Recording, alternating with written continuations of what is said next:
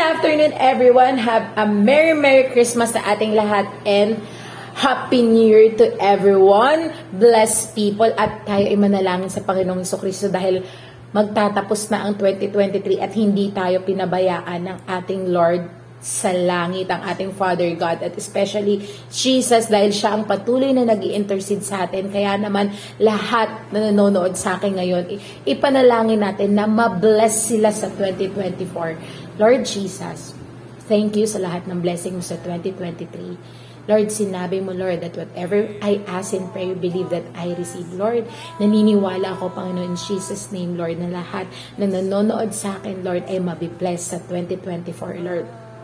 Lord, patuloy kong hinihingi ang pagpapatawad sa lahat, Panginoon Jesus name, sa lahat ng kasalanan na e-enjoy ng puso ko, Panginoon Jesus name, Lord. Wala akong maitatago sa iyo, hayag sa iyo ang lahat.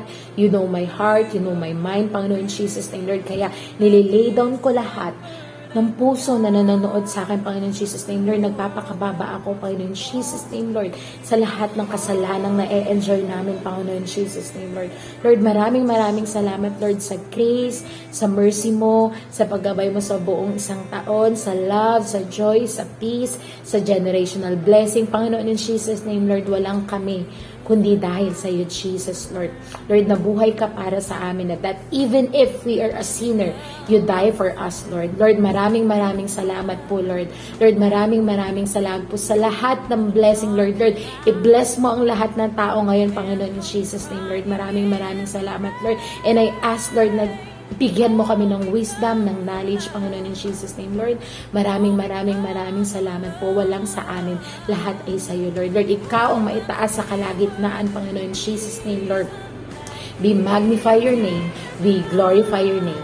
In Jesus' name, amen and amen. Thank you, everyone. At ang topic last Sunday sa church namin is ang pagpapanganak sa Panginoong Jesucristo. Dito sa Matthew 2, Verse 1, the mag-visit the Messiah, ang pagdalaw kay Jesus. So, babasahin mo muna natin sa English. After Jesus was born in Bethlehem in Judea, during the time of King Herod, Magi, ito yung mga pantas sa Tagalog, from the east came to Jerusalem, galing tong India, at hinahanap nila ang Savior. And asked, where is the one who has been born King of the Jews? We saw his star when it rose and have come to worship Him.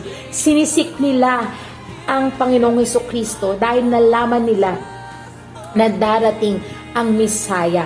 So sa verse 6, tatalon tayo sa verse 6. Dito sa Tagalog, at ikaw, Bethlehem, sa lupain ng Juda, ay hindi pinakahamak sa mga pangunaang bayan ng Juda, sapagkat sa iyo magmumulang isang pinuno na mamahala sa aking bayan ng Israel.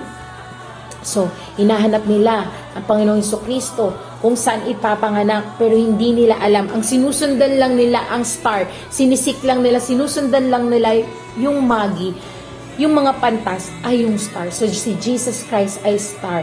So, naghahanap sila, napakalayo ng pinuntahan nila. So, sa thinking nila, no, dahil alam nila na hari si Jesus Christ, ang alam nila, sa palace ipapanganak ang Panginoong Jesucristo, pero hindi nila alam sa sabsaban. Diba? Look, Jesus, napakayaman, wala silang hotel na pinuntahan para manganak si Mary. Saan pinanganak ang Panginoong Jesucristo? Napaka-humble. Kaya alam mo, dapat, being as a Christian, hindi ka talaga dapat magmayayabang. Biruin mo yung Savior mo, yung King of Kings, the Lord and Lord.